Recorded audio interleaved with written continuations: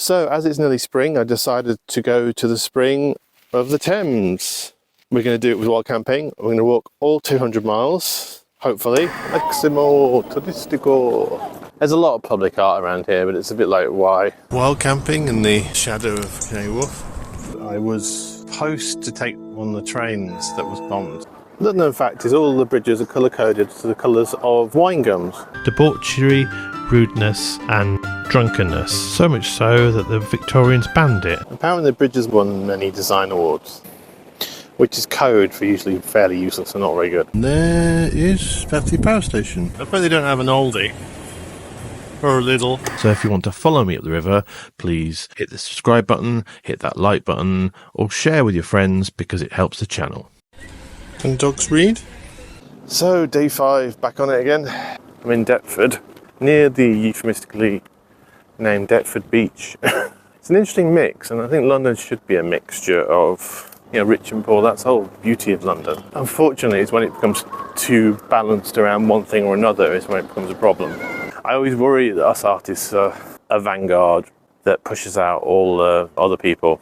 We become the first gentrification shock troops. I'm uncomfortable about that because there has to be a mixture of everyone. That's how you get the culture of London. That's how you get the late night shops and the mixture of people from different backgrounds. That is London. That's what I came to London for. I think those cannons should be pointed that way though. I understood this mania, it seems to be an English thing, of putting plants in boats. This was a lot fancier 25 years ago. It's rather tatty now. This is Greenland Dock. And it goes to show you that life cycle of gentrification is a bubble bursts and it comes back to just housing and, it becomes quite grotty and then there was this cycle. But then you're left with farragos like this. There's a lot of public art around here, but it's a bit like, why? I should love it as an artist, but I'm like, I don't really get what that says, I think, to anybody around here. I'm more interested in the history of the dock. For every high-rise, it lasts 5, 10, 15, 20 years and then it's gone. That was completely empty dockland, or, I've seen photos of it. Oh, I hadn't come to London then. I'm sure the people in these houses on the other side, or I don't know if Surrey Dock Farm was there then, but I'm sure it must be very bemusing to see that pop up, and pop up even more in the last 20, 30 years, one by one, more and more. I'm not sure if you could have gone through that bridge. Kind of, it does look familiar. Obviously falling apart. Like a lot of things around Greenland Dock.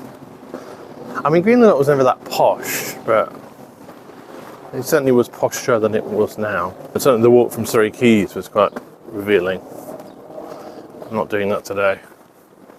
This is interesting. The crockery from the Castalia hospital ship. There used to be a lot of disease ships, hospital ships. This one was for smallpox, but down in the Medway, near where I started, there are islands of grave sites, actually, that you shouldn't go anywhere near in the mudflats because the patients died of various horrible diseases, cholera, smallpox, and other things. But quite often they were prisoners of war, 16th, 17th, 18th century. But this is more modern. This is up to 1902. I wonder if the pottery I found on the Antlet Beach is something like this. Because yeah, look at that, the blue pottery like the little lady I found. Maybe the pottery I'm taking as a token all the way to the Kemble is from one of these ships.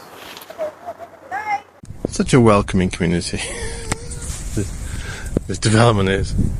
Not only does it look like a fortress, and not a very good fortress, but this is very 1980s. It's had gated benches that no one sits in. Wild camping in the shadow of Canary Wharf. Well, Durhan's Wharf has that, which looks very possible. Even a bench. And most of it's very visible to places like that. But right by the river, there is actually a little wooded nook in there. That would be difficult though. But that's one of the few spots I've seen. For miles, nothing. I was thinking of the Galleons Reach Park. No. It's all very exposed, very close to windows of houses and no kind of like shelter. It is still sketchy.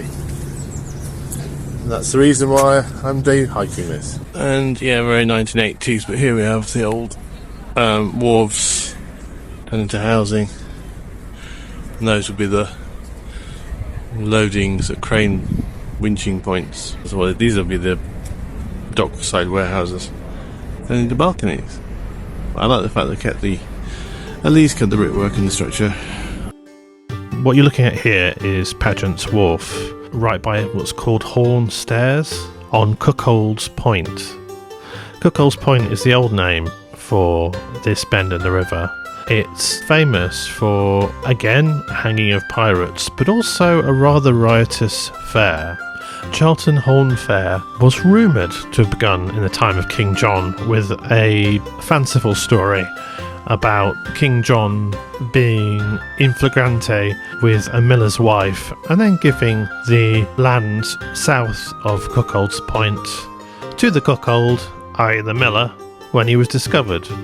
Now, this isn't true, but in the 18th century the fair came to prominence for its debauchery, rudeness and drunkenness. So much so that the Victorians banned it in 1872. What about the horns? Well, not really sure. It's quite pagan. Originally there was a stick with 2 antlers or horns at Cuckold's Point itself, but the excuse for this fair was to change it to the day of St. Luke, 18th of October. It was connected to oxen and horns. So now you know. Someone in the 1980s thought what everyone wants is a fake cupola. 1980s architect. You know what everyone really wants? Their own Cleopatra's Needle. It was obviously a strange time. And that's where we're heading for. Well, heading past. There's the Shard there. The funny angled one, I think that's the Space Heater gherkin. And the really big one, there's a wedgie one. I forget the name of that one. The really big one is called something boring, like 45 something place. And that West Tower is one of the smaller ones. And of course, more cranes of London. Ooh-wee! Cranes of London. Well, London has the most CCTV, I think, pretty much everywhere in the world. It'd be quite funny to do a walk and then just requisition all the footage with freedom of information requests. It would take a very long time. It'd be quite funny to, rather than me filming myself, just have a trail of CCTV footage.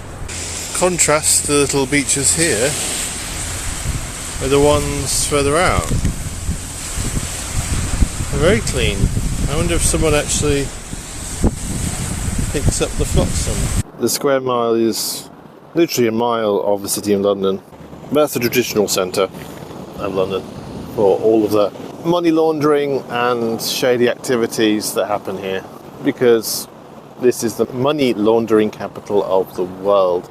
It's not just the safety deposit boxes in the sky that are the dodgy things. There's lots of arms trading and lots of money laundering. Yay! So yeah, lunchtime, the Cumberland Wharf. American viewers might be interested, this is where the Mayflower left. Making some coffee. They're a nice little park. And the brick is very useful for alcohol stoves. And yeah, my back's hurting me, I think. I'm not too sure. I mean, this has got great padding, but I think I've got a bit too much weight in it for it. Just kind of hurting my back, so yeah. Not necessarily criticism of it, although obviously with that frame, if you've got a frame, I have got sort of solid things at the back there which help. I am bringing my art gear, I'm not using it, I'm not finding inspiration. I just wanted to get on and walk really, but it's always a problem with these little backpack things. They're always not so great at the weight distribution.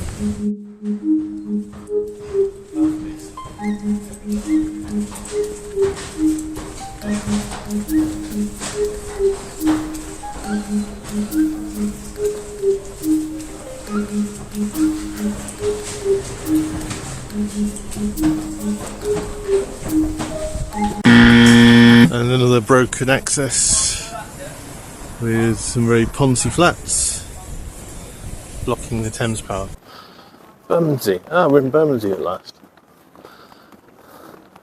But yeah, I'd make it so you had to have public access to the river, because the river is the lifeline of London, really. It's one of its essential green spaces, or a blue space. And I think the Thames Path is very important. No. Allowing people access to the river. Historically, for crossing the river, that's why you have all these steps. Actually, lots of fight and whopping, I think, over the various steps and access to the river over the years, over many hundreds of years actually. So there's actually a legal right for access to various steps and landing points, which aren't really used anymore. The ferries are well gone. This is Dr. Salter's Daydream by Diane Gorvin, a good example of public art. It celebrates two very radical people. This is Ada Salter, suffragette, first female mayor in London and campaigner for the poor. Her husband, Dr. Alfred Salter, had a practice in the area and before the NHS would often treat people for free. Sadly, their activism came at a cost because their daughter Joyce died of scarlet fever, which ran through the slums of the area. This is the second statue because the first was stolen and Ada was added later. First view of Tower Bridge. And this is another thing I would do. I'd resurrect all of the water fountains, the Victorian water fountains. Rather forlorn. The Victorians were good on that kind of thing. We need to go back to that to stop plastic pollution. And you see me my shades. I don't wear my shades because it's been sunny, then cloudy, and it's just been on and off all day. So I probably have to take these off in about 5 minutes. One of the big projects currently is something called the super sewer. There is a real problem with pollution getting into the river, especially with flooding. To solve that, they're spending billions. I remember this bridge. And it's something I really don't like swing bridges or suspended bridges. I'm not a fan of any of them, but there's something about this bridge that just looks a bit too fragile and a bit too, yes, for my liking. And it makes creaking noises. I don't like bridges that make creaking noises. And that's the new Concordia Wharf. I have a feeling, I might be wrong, but I have a feeling this is somewhere around here, it's Jarman land. This is all Derek Jarman land. We're about to get to Butler's Wharf. Apparently the bridge has, of course, won many design awards. Which is code for usually fairly useless and not very good, but yeah. Told you, Jarman lived here. Not New Concordia, but a couple of warehouses along. Design museum, blah blah blah blah. 1980s, Conran, Habitat, stuff.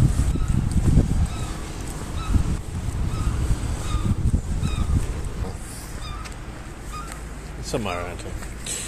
Tower Bridge, American buying London Bridge and thinking he's buying that one. Which actually is a complete miss. But a lot of people think that's London Bridge and it's Tower Bridge. Maximo Turistico. I can see tourists. Oh, there's the funny ball. And then we have the Tower of London, which to my shame I've never been to. I don't do touristy things in London because I live here. In fact, the only time I ever do touristy things in London is because I'm showing someone out of town around London. So all this heritage on my doorstep and I ignore it. It's bad. Let's see if we can do this without taking out a few tourists. All the locals are going to blame tourists, so they go, oh, bloody tourists.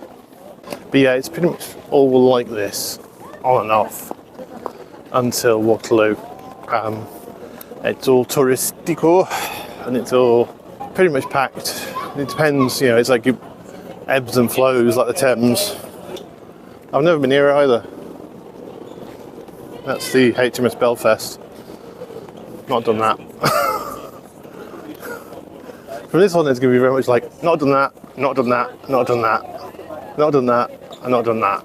Random meaningless public art, number 3458. The giant tortoise and the rabbit woman love the sound of the wild. One of the most loneliest places on earth is the wild. From the call of the birds to the chirp of I'm just bored now. Shiny.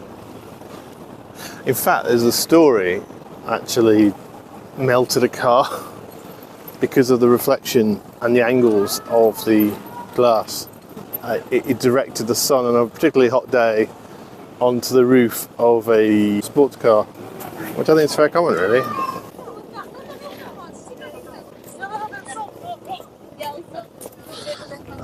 Now these gates are here for a very sad reason. There was this terrorist attack here. I was here. I was passing through. There's been two terrorist attacks. I was at a Depeche Mode concert and I was actually travelling underneath through, and they wouldn't let us off at London Bridge. This is sadly new, is what I was talking about. We used to go to one of the restaurants in Borough that was attacked, and I say I was coming through here at night.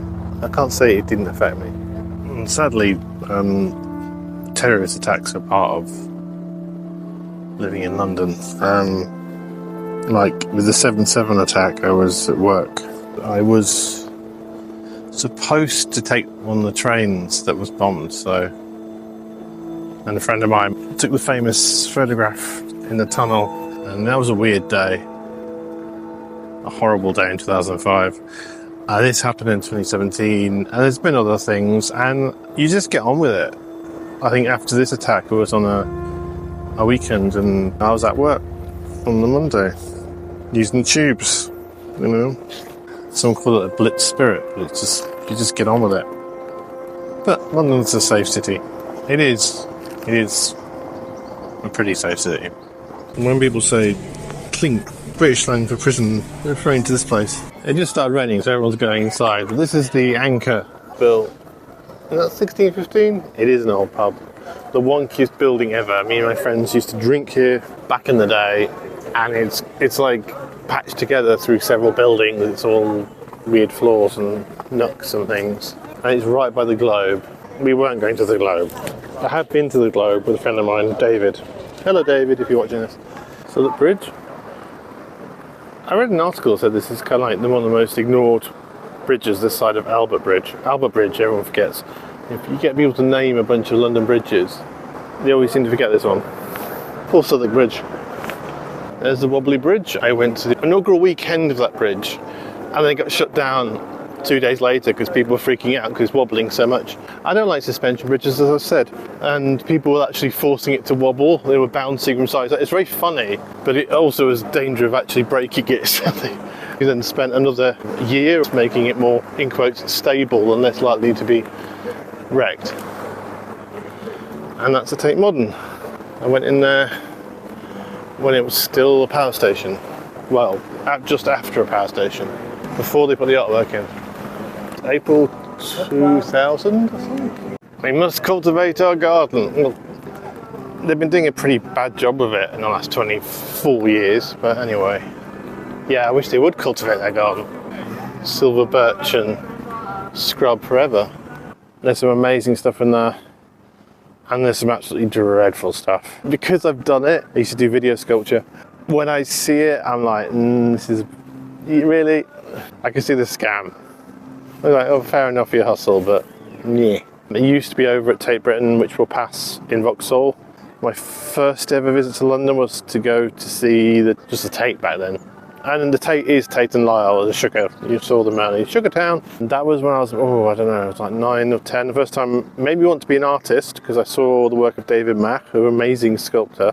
And back then, it was a mixture of like new and old, which I prefer actually. Because you've got Tate Britain with the old British stuff, and then you've got the here, which is all the modern work, 20th century onwards. When it opened in 2000, this area was pretty much a remote area, as was Butler's Wharf, we just went through.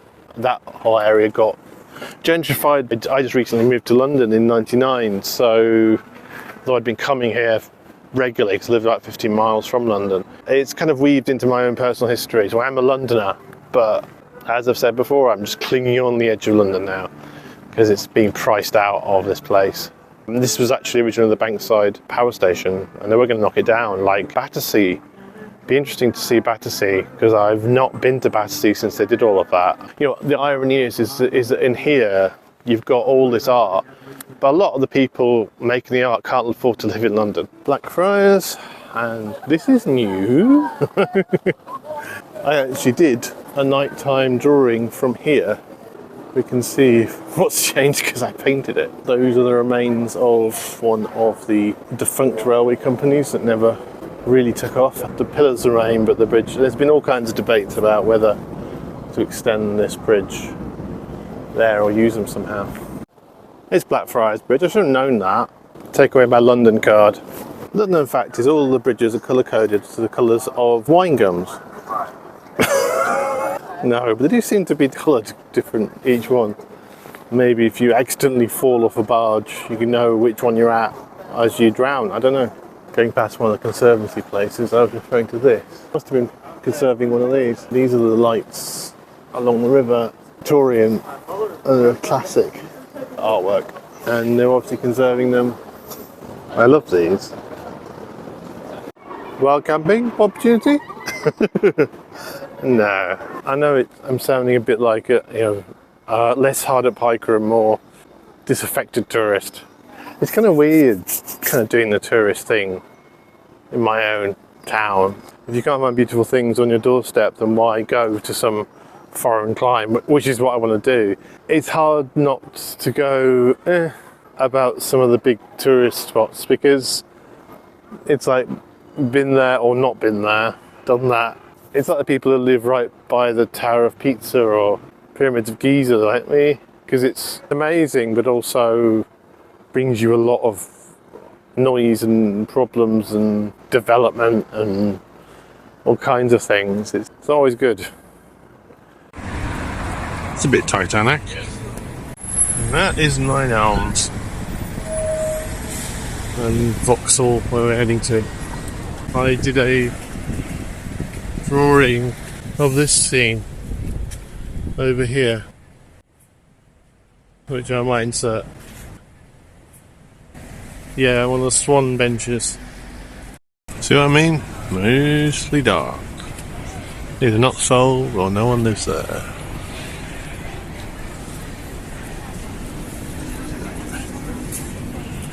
Beautiful view though. Guess what they're doing?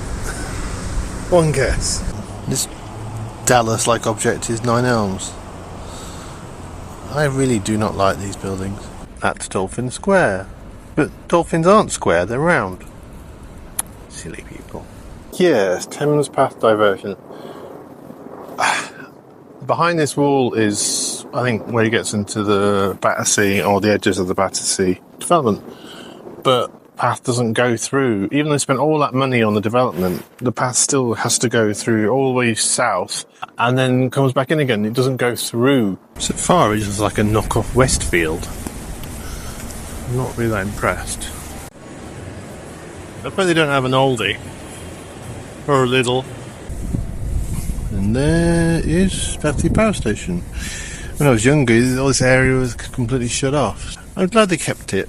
I'm glad it wasn't destroyed. They tried to actually demolish some of the chimneys and replace them with something else, and they weren't allowed to. The park is more, this is more what really the Bankside should be, with proper funding, really. It's got some posh flagship stores inside, but you've seen it before. It's kind of, it's Westfield, it's, those kind of posh shopping centres. The city is your jewellery box, as Paul said about Sheffield, and that's true of London. But that's the non-linked up part. I hope the Thames Path will connect to this point at some point.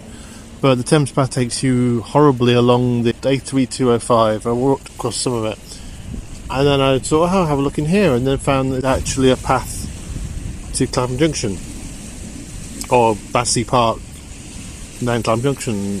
Allegedly, I'm going to just do it, but yeah, that's the end of the line now, and hopefully it will connect at some point. And now I'm going to go to Clapham Junction. Now, if I was to do a list of strange bridges of London, I think Albert Bridge would be on that. I really don't get Albert Bridge. It's like a weird confection. It's a strange bridge. Weak bridge, yes. I'm saying nothing.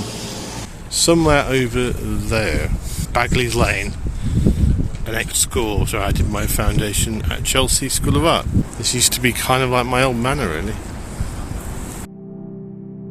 That was the end of day 5 of Thames Spring. Thank you to everyone who's liked, commented and subscribed because of the previous days of this series. On screen now you can see the previous episode of Thames Spring, which will change to the next one when that's available. And I'll see you all in day 6.